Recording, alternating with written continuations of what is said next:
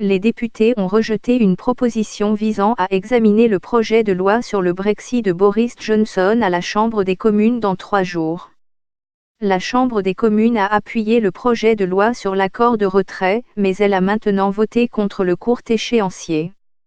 Auparavant, le Premier ministre avait prévenu qu'il provoquerait une élection anticipée si les députés rejetaient le plan et si l'UE accordait une prolongation jusqu'au 31 octobre, date limite Brexit.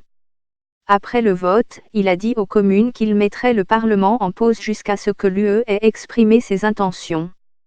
Un porte-parole de la Commission européenne a déclaré « La Commission prend note du résultat de ce soir et attend du gouvernement britannique qu'il nous informe des prochaines étapes ». Monsieur Johnson a déclaré aux députés qu'il était déçu qu'il ait voté pour le report et a déclaré que le Royaume-Uni était maintenant confronté à une incertitude accrue.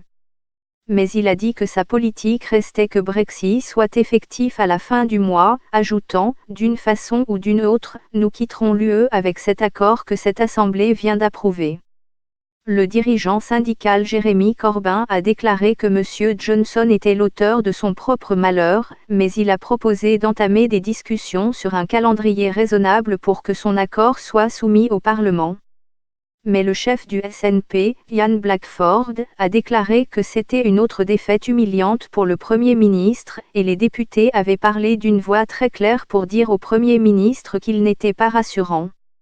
Et le dirigeant libéral-démocrate Joe Swainson a appelé M. Johnson à mettre fin à la politique de la corde raide et à la remplacer par un certain sens politique afin d'obtenir une extension avec l'UE. Boris Johnson a approuvé son nouveau plan avec les dirigeants européens la semaine dernière, mais s'est engagé à plusieurs reprises à quitter l'Union européenne d'ici la fin octobre, avec ou sans accord. Comment le Brexit a entraîné la chute de Theresa May? Quel est l'impact du Brexit sur l'Afrique? Le projet de loi qui allait transformer son plan en loi, le projet de loi sur l'accord de retrait, a été publié lundi soir, et il a exhorté les députés à appuyer un calendrier de 3 jours pour le faire adopter par les communes avant la date limite de l'Halloween. Le Premier ministre a dit au Parlement que s'il décidait de tout retarder jusqu'en janvier ou peut-être plus longtemps, il provoquerait des élections anticipées, mais il n'a pas dit ce que le gouvernement ferait si l'UE offrait une prolongation plus courte.